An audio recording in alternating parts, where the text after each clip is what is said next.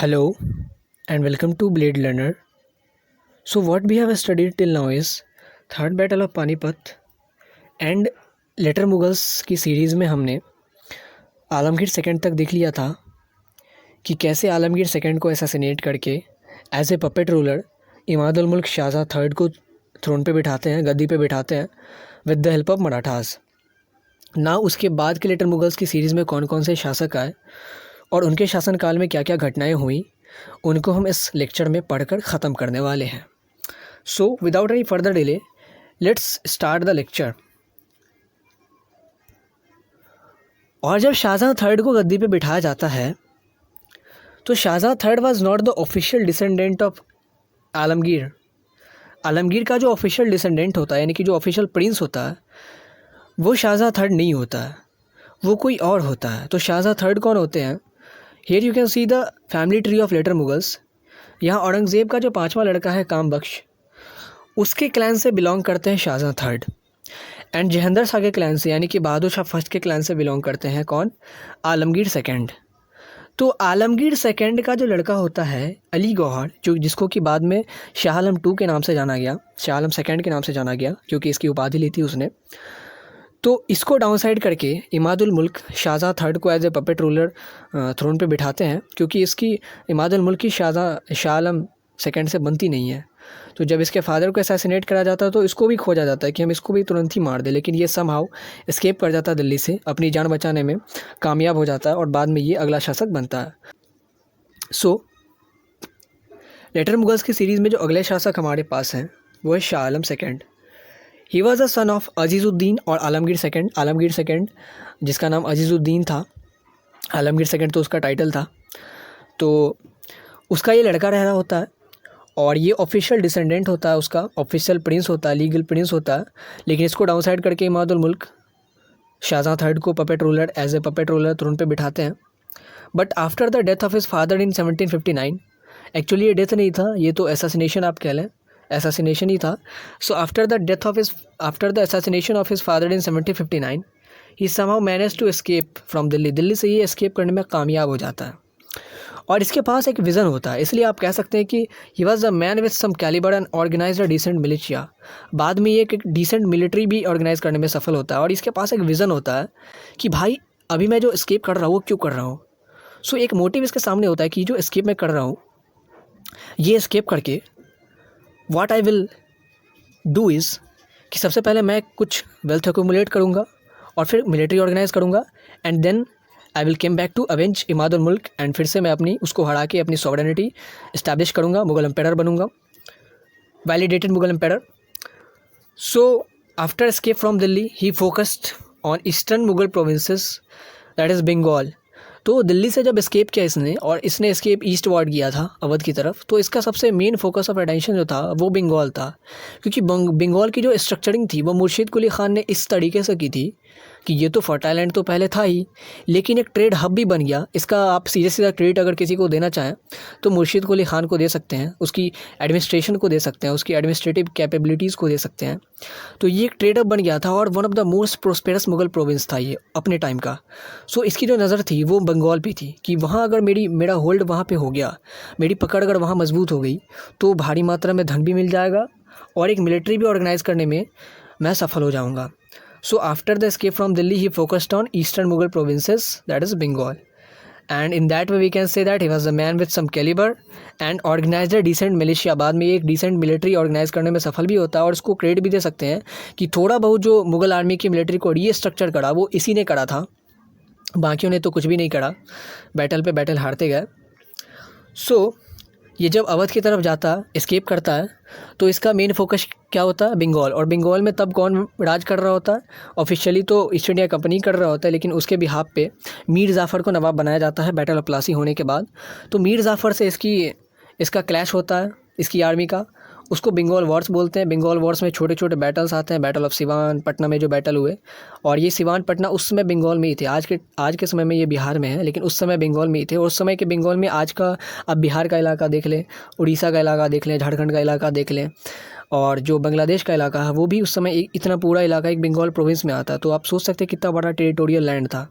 सो Bengal Wars होता है मीर जाफ़र की आर्मी और इसकी आर्मी के बीच, जितनी भी आर्मी इसने ऑर्गेनाइज़ करी थी with the help of Awadh के नवाब जो शुजाउद्दौला होते हैं उसके मदद से, क्योंकि उन्हीं ने इसको एजालम दिया होता है। So after the Bengal wars, और बाद में जब बंगाल वॉर्स में मीर जाफ़र से लड़ाई हो रही होती है, तो जब ईस्ट इंडिया कंपनी भी इंटरवेन करना शुरू कर देती है, तो नेगोशिएशंस होते हैं।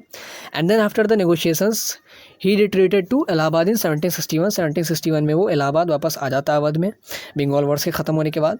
और उस समय हो क्या रहा होता है दिल्ली में पॉलिटिकल सिचुएशन बहुत ही ज़्यादा अनस्टेबल है। अहमद शाह अब्दाली 4 बार रेड मार चुका है। 1750s का जो आप डिकेड देखेंगे तो इसमें अहमद शाह अब्दाली ने बड़ा रेड मारे हैं। सो दिल्ली में तो बहुत ही ज़्यादा अनस्टेबल सिचुएशन थे, तो ये दिल्ली वापस जा भी नहीं सकता है। और हुआ क्या था कि 1759 में जब ये एस्केप करता है, तो ये एस्केप करने के साथ ही खुद को अपने आप को मुग़ल एम्पायर घोषित कर देता है, मुग़ल एम्पायर डिक्लेयर कर देता है। लेकिन तभी इसको कोई वैलिडेशन तो कहीं से मिलती नहीं है, तो इसकी अथॉरिटी भी नहीं हुई कुछ। लेकिन जब 1760 में मराठा आर्मी जब दिल्ली पहुंचती है, और ये कौन सी मराठा आर्मी है, यही मराठा आर्मी जो थर्ड बैटल ऑफ पानीपत में भाग लेती है, यानी कि सदाशिवराव भाव द्वारा नेतृत्व की जाने वाली आर्मी, जिसको कि बालाजी बाजीराव डिस्पैच करते हैं पुणे से। तो ये जब दिल्ली पहुंचते हैं तो अफगान गैरिसन को वहाँ पे हराते हैं, अफगान आर्मी को हराते हैं, वहाँ पे जो भी रेडी होती है अफगान आर्मी उसको, और शाहजहाँ थर्ड को डिपोज करते हैं, जो उस समय एम्पायर होते हैं, Mughal empire, entering Mughal empire उसको। और शाह आलम सेकेंड को वो राइटफुल एम्पायर मानते हैं, वो कहते हैं कि शाह आलम सेकेंड को राइटफुल एम्पायर होना चाहिए। तो इसके शाह आलम सेकेंड चूँकि वहाँ जा नहीं सकता था, क्योंकि इस पॉलिटिकल सिचुएशन बहुत ज़्यादा अनस्टेबल है और ये सेफ भी नहीं है, क्योंकि पहले तो इमाद-उल मुल्क के पास थी सत्ता, अब धीरे धीरे पावर किसके हाथों में आ गई है, नजीब-उद-दौला के हाथों में। वो तो इसका और जान का दुश्मन बना हुआ है। सो नजीब-उद-दौला के हाथ में पावर आ गई है। और नजीब-उद-दौला कौन होते हैं, रोहिला चीफ, जैसा कि मैंने पिछले लेक्चर में आपको बताया था कि ये एलाई होते हैं मोहम्मद शाह अब्दाली के, और चौथी रेड में भी उसकी हेल्प करते हैं, और 5वीं रेड में भी जब बैटल ऑफ पानीपत होता है तब भी उसकी तरफ से लड़ते हैं। और असली जो बेनिफिशियरी थे थर्ड बैटल ऑफ पानीपत के, उसमें नजीब-उद-दौला का भी नाम आएगा, और ये सब हम पिछले लेक्चर्स में देख चुके हैं। सो जब 1760 में मराठा आर्मी वहाँ पहुँचती है और अफगान गैरिसन को हराती है, तो शाहजहाँ थर्ड को डिपोज किया जाता है, डिथ्रोन कर देता है सदाशिवराव भाऊ, और शाह आलम सेकेंड को एज ए राइटफुल एम्पायर वो उसको वैलिडेट करते हैं, उसको वैलिडेशन मिलती है मराठाओं से, और मराठाओं से वैलिडेशन मिल गई तो वो आप कह सकते हैं कि एम्पायर तो बन ही गए, क्योंकि मराठास जो थे ऑफिशियल डिफेंडर थे मुग़ल आर्मी के, मुग़ल एम्पायर के, क्योंकि मुग़ल के पास अपनी कोई आर्मी तो थी नहीं, तो ऑफिशियल डिफेंडर मराठास ही थे। एक संधि हुई थी 1756 में, उसके बाद से 1752 में संधि हुई थी, तो उसके बाद से जो ऑफिशियल डिफेंडर थे वो बन गए थे मराठास। तो उन्होंने अगर वैलिडेशन दे दिया तब तो ये मुग़ल एम्पायर तो बन ही गए। तो शाह आलम सेकेंड मुग़ल एम्पायर थे, बिना दिल्ली में रूल किए वो मुग़ल एम्पायर थे। वो फंक्शन कहाँ से कर रहे थे, एम्पायर को तो ये फंक्शन कर ही नहीं रहे थे, क्योंकि कोई ज़रूरत भी नहीं थी, क्योंकि वहाँ नजीब-उद-दौला खुद बैठे हुए हैं, और इधर क्योंकि एम्पायर को फंक्शन करने, एम्पायर बहुत ही ज़्यादा अनस्टेबल पोजीशन में था उस समय। अहमद शाह अब्दाली से लड़ाई होनी थी, तो अब तो एक कैपेबल आदमी चाहिए, तो सदाशिवराव भाऊ और मराठास लोग उधर जो भी इंटरेस्ट थे उसको देख रहे थे, और इसके हिसाब से इसके तरफ से जो रिप्रेजेंटेटिव था मुग़ल कोर्ट में, ये इसका लड़का था, शाह आलम सेकेंड का लड़का, और शाह आलम सेकेंड खुद अवध में आके बैठे हुए थे, इलाहाबाद में आके बैठे हुए थे। और अब ये राइटफुल एम्पायर भी बन गया 1760 में मराठास के वैलिडेशन के बाद। सो अब इनके शासनकाल में 3 सबसे इंपॉर्टेंट घटनाएं होती है, और बहुत ही इंपॉर्टेंट घटना है as per the perspective of modern Indian history. तो सबसे पहली जो घटना है वो है थर्ड बैटल ऑफ पानीपत। इसमें क्या होता है, मराठास लॉस टू अब्दाली से मराठास हार जाते हैं, यानी कि जो हिंदवी स्वराज का सपना है वो चकनाचूर हो जाता है, और जो सुप्रीम अथॉरिटी बनने का सपना है वो मराठाओं का चकनाचूर हो जाता है।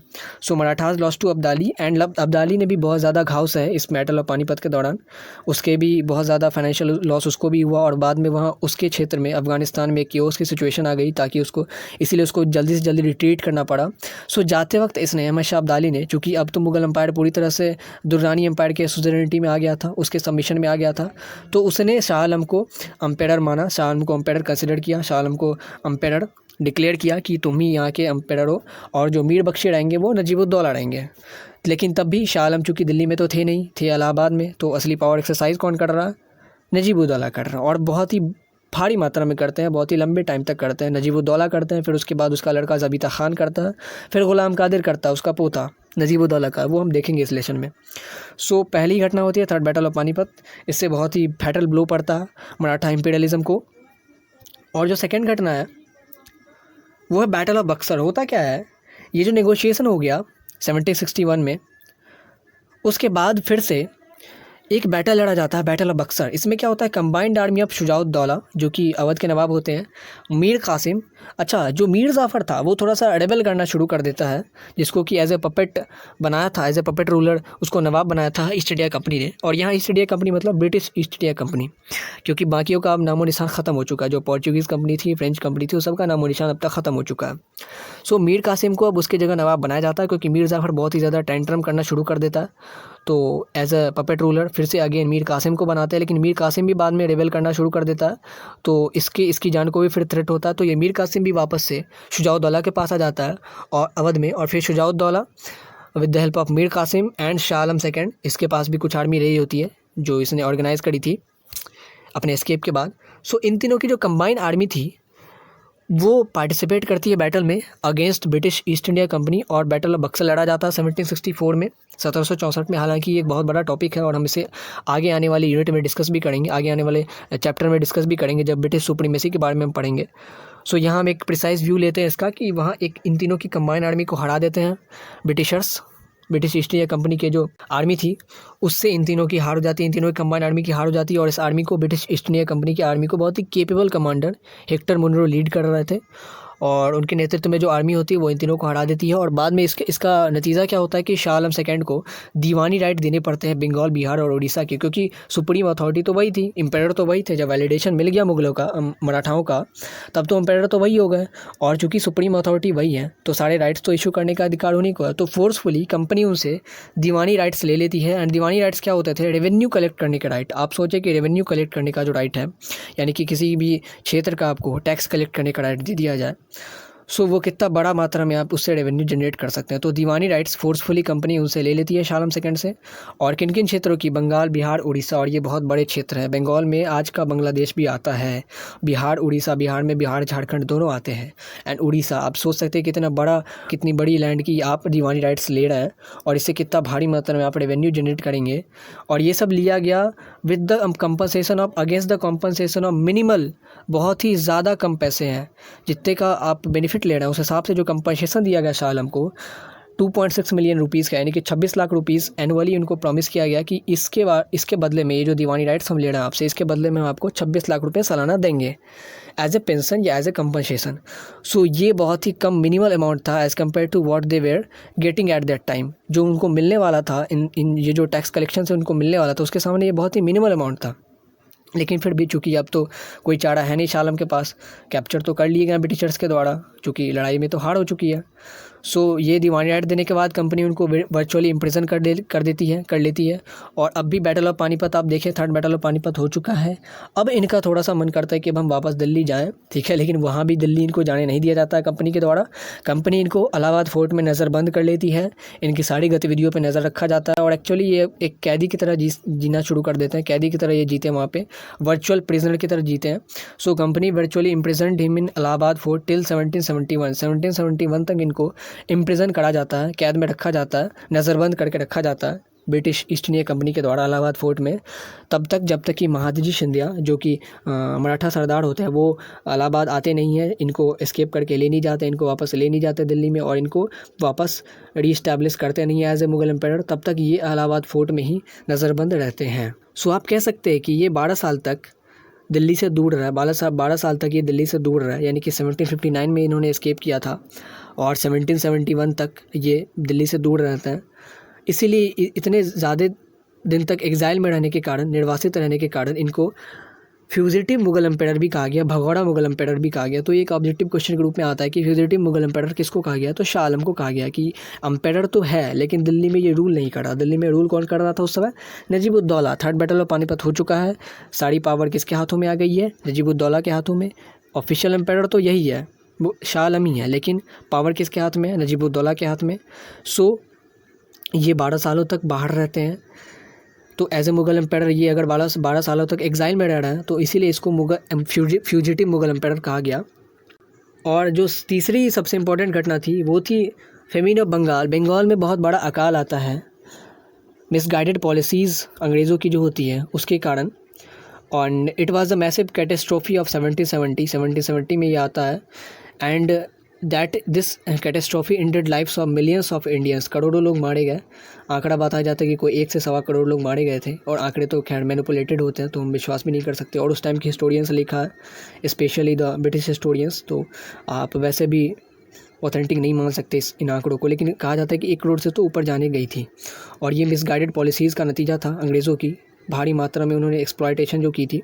सो इसी का नतीजा था ये। और कहानी ये है, छोटा सा वाक़या है कि अमरोहा के कलेक्टर होते हैं, वो बताते हैं उस समय गवर्नर जनरल को पत्र लिखते हैं, वो लेटर लिखते हैं कि सर साहब यहाँ कुछ अब खाने को बचा नहीं है, बस घास बचा है। तो गवर्नर जनरल की तरफ से रिप्लाई आता है कि घास बचा है ना, घास खिलाओ।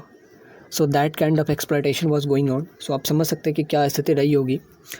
सो ये जो फेमिन आया, इसने एक तो फैटल ब्लो दिया ही इंडियन लाइफ्स पे, स्टैंडर्ड ऑफ लिविंग्स पे। इसके साथ ये भी जग जाहिर हो गई कि मुग़ल एम्पायर जो है पूरी तरह से अब मजबूर हो गई है। Neither they had army that time not they had wealth that time, कुछ भी नहीं था, ना तो आर्मी थी उनके पास, ना वेल्थ था, कुछ भी नहीं था। तो लोग जो इनके पास जाते थे शाह आलम के पास, तो ये कुछ कर नहीं सकते थे उनके लिए। तो इससे उनकी हेल्पलेसनेस जो थी वो जग जाहिर हो गई, और सबको पता चल गया कि अब एक नई पावर सत्ता में आने वाली है। मुग़लों का तो अब पतन हो ही गया लगभग, अब पावर शिफ्ट आप देखने वाले हैं। सो इन 1772 बंगाल फेमिन के बाद महादजी सिंधिया एक एक्सपेडिशन लीड करते हैं। आप देखेंगे कि इस समय ये जो 10 साल बाद 1761 में हुआ थर्ड बैटल ऑफ पानीपत, और इस पूरे 10 साल के दौरान मराठा रिसरेक्शन होता है, रिवाइव करा जाता है माधवराव के नेतृत्व में, और महादजी सिंधिया होते हैं, नाना फडणवीस होते हैं, तो ये सब काबिल लीडर्स होते हैं। इनके नेतृत्व में मराठा रिसरेक्शन होता है और फिर से एक्सपेडिशन शुरू किया जाता है।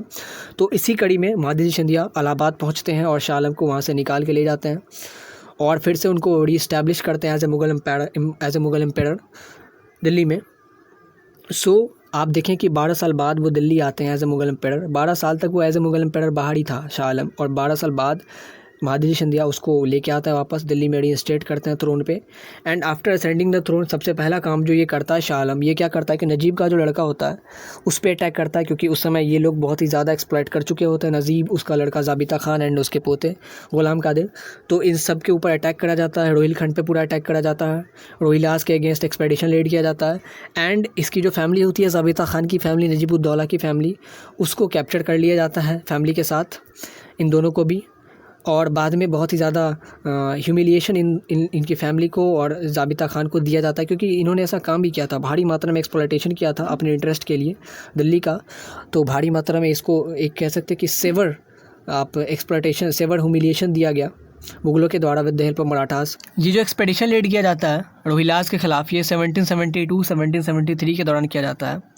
और उसके बाद ये जो ज़ाबिता खान होता है नजीबुद्दौला का लड़का, उसको और उसके पोते को, नजीबुद्दौला के पोते गुलाम कादिर को कैस्ट्रेट बना दिया जाता है, नपुंसक बना दिया जाता है, इम्पोर्टेंट बना दिया जाता है, और इन दोनों को नौकर बना के महल में रखा जाता है।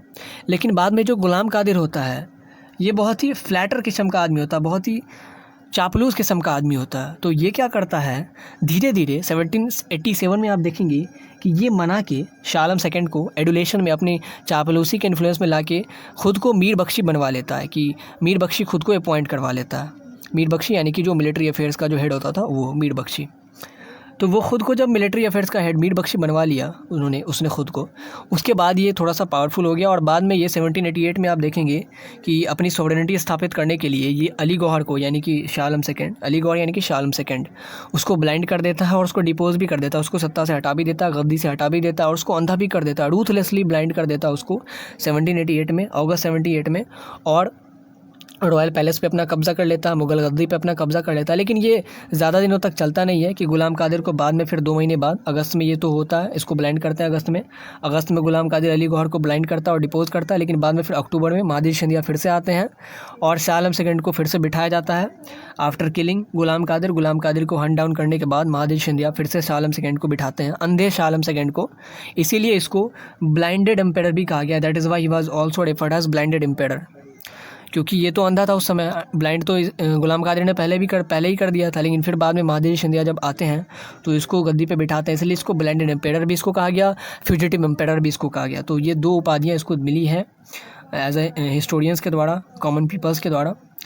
लेकिन होता क्या है, जब एंग्लो मराठा वॉर शुरू हो गया, सेकेंड एंग्लो मराठा वॉर, तो 1803 में दौलत राव सिंधिया की हार हो जाती है ईस्ट इंडिया कंपनी से ब्रिटिश ईस्ट इंडिया कंपनी से, और east India company Delhi capture कर लेती है। और चूँकि शाह आलम के पास कोई पावर तो है नहीं और बेचारे अब अंधे भी हो गए हैं, तो शाह आलम अब सबमिशन स्वीकार कर लेते हैं अंग्रेज़ों का और उनका प्रोटेक्शन स्वीकार कर लेते हैं। Now Shah Alam second accepted the protection of company, क्योंकि अब तो जो उनके जो ऑफिशियल डिफेंडर थे मराठास, उनकी हार हो चुकी है सेकंड एंग्लो मराठा वॉर में, दौलत सिंधिया को तो हरा दिया गया है। तो अब दिल्ली पे कब्जा किसका हो गया है? ईस्ट इंडिया कंपनी का, और उनका प्रोटेक्शन वो लोग स्वीकार कर लेते हैं, शाह आलम सेकंड स्वीकार कर लेते हैं, क्योंकि उनके पास कोई चारा रहा नहीं होता उस समय। और इसलिए उनके पावरलेसनेस को डिफ़ाइन करने के लिए, उनके पावरलेसनेस को एग्जिबिट करने के लिए एक पर्शियन में कहावत है कि सल्तनत शाह आलम अज़ दिल्ली था पालम, यानी कि शाह आलम की जो किंगडम थी वो दिल्ली से पालम तक थी। Palam being the suburb of Delhi, Palam जो था दिल्ली का एक छोटा सा टाउन था। तो आप सोच सकते हैं कितने छोटे इलाके में एक बड़े बादशाह का किंगडम है। ये एक आयरनी के रूप में उपहास करा गया शाह आलम की पावरलेसनेस का। सो ये सब उस शाह आलम के टाइम में हुआ। और बिसाइड इसके समय कुछ अच्छी चीज़ें भी हुई, जैसे कि मुग़ल आर्मी का रीस्ट्रक्चरिंग हुआ, और ये काबिल पोएट भी था। So he authored his own Diwan of poem collection, दीवाने की जो कलेक्शन ऑफ पोएम होता है, कंपाइलेशन ऑफ पोएम, उसको इसने ऑथर किया, उसको बाद में पब्लिश भी करा गया। और इसका जो पेन नेम था वो आफ्ताब था, जैसे कि बहादुर शाह सेकेंड, जिसको कि बहादुर शाह ज़फ़र आप बोलते हैं, तो ये ज़फ़र है उनका पेन नेम है। उसी तरह आफ्ताब इसका पेन नेम था, उसी नाम से ये रचनाएं लिखते थे। एंड इसने एक बहुत ही फेमस उर्दू बुक अजैबुल क़सास को भी पेन किया, अजैबुल क़सास को भी लिखा, और ये बहुत ही प्रोमिनेंट उर्दू बुक है और one of the earliest literature, Urdu literature की one of the earliest book में से एक है। और इसी सब टाइम ड्यूरेशन के दौरान आप देखेंगे कि उर्दू लिटरेचर का विकास हो रहा होता है। लखनऊ उर्दू लिटरेचर के विकास का सेंटर होता है, दिल्ली होता है, अवध होता है। तो इस समय उर्दू का विकास हो रहा है, और इसकी जो सबसे one of the most prominent book है, one of the earliest literature है, वो अजैबुल क़सास है, जिसको कि लिखा किसने? शाह आलम सेकंड ने। और शाह आलम सेकंड के बाद में अंधे तो पहले हो ही गए थे, बाद में नेचुरल काउजेज से इनकी 1806 में मृत्यु हो जाती है, और इसके बाद शासन पे आते हैं इनके लड़के अकबर शाह सेकंड। इसके बाद शासन पे आते हैं अकबर शाह सेकंड, जो कि शाह आलम सेकंड का लड़का होता है। And he gave the title of raja to Ram Mohan Roy. Ram Mohan Roy जो सोशल रिफॉर्मर होते हैं, इंटेलेक्चुअल होते हैं, फिलैंथ्रोपिस्ट होते हैं, उनको ये राजा के टाइटल देते हैं और उनको भेजते हैं इंग्लैंड में एज एन एम्बेसडर, अपने दूत बना के, अपना राजदूत बना के। और भेजते किस लिए हैं? To seek a rise in pension. And इसके शासनकाल में एक इम्पॉर्टेंट घटना ये होती है कि अब तक जो कॉइन्स होते थे वो ईस्ट इंडिया कंपनी ही कॉइन इशू करती थी। वो तो फरमान में उसको मिल ही गया था, जब फर्रुखशियार ने दिया था कि अपने लिए कॉइन आप इशू कर सकते हैं। तो ईस्ट इंडिया कंपनी जब तक कॉइन इशू कर रही थी 1835 से पहले, तो उसमें मुगल एम्पायर का नाम भी होता था पर्शियन में। लेकिन अब कंपनी ने वो नाम हटा दिया। वो company stopped issuing coins in the name of Mughal empire. वो जो नाम था वो लिखना बंद कर दिया कंपनी ने, और जो पर्शियन में नाम लिखा जाता था वो भी अब बंद हो गया। यानी कि कंपनी अब अपने आप को मुगल एम्पायर के सब्जेक्ट के रूप में देखना नहीं चाहती थी। अब वो तो इससे सुपीरियर हो गई थी, वो तो सोवरेन पावर बन चुकी थी तब तक। मराठास को भी डाउन साइड कर दिया था, बाकी जितने भी रीजनल पावर्स हैं वो सब तब तक शांत हो चुके। आप देखें कि मैसूर का भी तब तक काम तमाम हो चुका, मराठास का हो चुका, पंजाब का हो चुका, जो सिख एम्पायर था उन सब का। तो अब तो कोई ख़तरा है नहीं, तो अब अपने आप को सब्जेक्ट क्यों माना जाए मुगल एम्पायर का। इसलिए कंपनी ने मुगल एम्पायर का जो नाम होता था कॉइन्स पे, वो जो दर्ज करना बंद कर दिया। जो अगले शासक है हमारे पास वो है बहादुर शाह सेकंड या बहादुर शाह ज़फ़र इनका पेन नेम था। जैसे कि आप देखें कि शाह आलम का पेन नेम आफ्ताब था, ऐसे ही ज़फ़र इनका पेन नेम था। और ये बहुत ही रिनोन्ड पोएट थे, बहुत ही काबिल पोएट थे। लिटरेचर में इनकी समझ बहुत ही बढ़िया थी।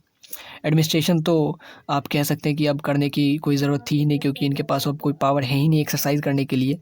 ये ब्रिटिशर्स के पेशनर तो बन ही चुके हैं आफ्टर शाह आलम सेकंड। जो भी मुग़ल शासक आए लेटर मुगल्स, वो सब चाहे अकबर शाह हो चाहे बहादुर शाह हो, वो सब पेंशनरी थे, तो पावर एक्सरसाइज कुछ करना नहीं है। तो इन्होंने पूरा लिटरेचर पर फोकस किया, और बहुत ही काबिल लिटरेचर थे, काबिल पोएट थे। लिटरेचर की बहुत बढ़िया समझ थी इनको। फ्रीडम फाइटर्स जब 1857 में जब पहली लड़ाई होती है स्वतंत्रता की, तो इसको बहादुर शाह फर्स्ट को फ्रीडम फाइटर, स्वतंत्रता सेनानी, इनको एम्पायर ऑफ इंडिया घोषित कर देते हैं, अपना लीडर घोषित कर देते हैं। तो बाद में जब इस वॉर ऑफ इंडिपेंडेंस को क्रश कर दिया जाता है, हालांकि ये सब ब्रिटिश सुप्रीमेसी के दौरान हम पढ़ेंगे आगे, तो बाद में जब इसको क्रश कर दिया जाता है ब्रिटिशर्स के द्वारा इस वॉर ऑफ इंडिपेंडेंस को, इस 1857 की क्रांति को रिवोल्ट ऑफ 1857 कहना सही नहीं होगा, क्योंकि ये ब्रिटिशर्स का पर्सपेक्टिव है, ये हमारे लिए विद्रोह नहीं हो सकता, ये हमारे लिए वॉर ऑफ इंडिपेंडेंस था। So it's better to say that war of independence. So war of independence को क्रश करने के बाद ब्रिटिशर्स इनको कैप्चर कर लेते हैं, बहादुर शाह सेकंड को, सॉरी फर्स्ट तो पहले थे मुअज़्ज़म औरंगज़ेब का लड़का। सो बहादुर शाह सेकंड को या बहादुर शाह ज़फ़र आप कह लें, उनको कैप्चर कर लेते हैं और बाद में इनको डिपोर्ट भी कर दिया जाता है रंगून तरफ।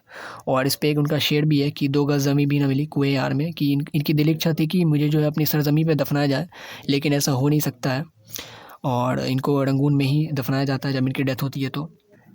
And in legal terms, Mughal Empire came to an end on 1st November 1858 में Mughal empire came to an end, अपनी समाप्ति पे आ जाता है with the declaration of queen Victoria.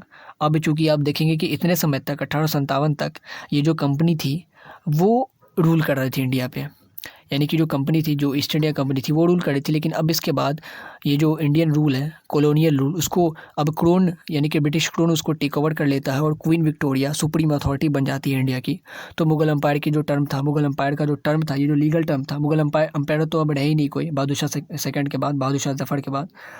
और ये जो टर्म है मुग़ल एम्पायर का वो भी अब ख़त्म हो गया क्वीन विक्टोरिया के इंडक्शन के बाद, जब 1 नवंबर 1858 को जब ये टेक ओवर होता है ईस्ट इंडिया कंपनी से, जब टेक ओवर करती है British crown Indian colonial administration को, तो इसके साथ ही मुग़ल एम्पायर के टर्म को भी ख़त्म कर दिया जाता है। और इससे पहले क्या होता था, ब्रिटिश ईस्ट इंडिया कंपनी जब रूल कर रही थी तो गवर्नर जनरल्स आते थे, अब वाइसराइज आएंगे यहाँ पे रूल करने, यानी कि जो सुप्रीम अथॉरिटी होगी वो तो क्वीन होगी, लेकिन उसके बिहाफ पे जो रूल करने आएंगे वो वॉइसराय कहेंगे, पहले गवर्नर जनरल उनको कहा जाता था। So basically this was the story of later Mughals. और इसके बाद हम देखेंगे अगले लेक्चर में कि क्या क्या रीजंस रहे कोलैप्स के, इस जो डिक्लाइन हुआ, डिक्लाइनेशन के क्या क्या रीज़न थे। Stay home, stay safe and have a good day.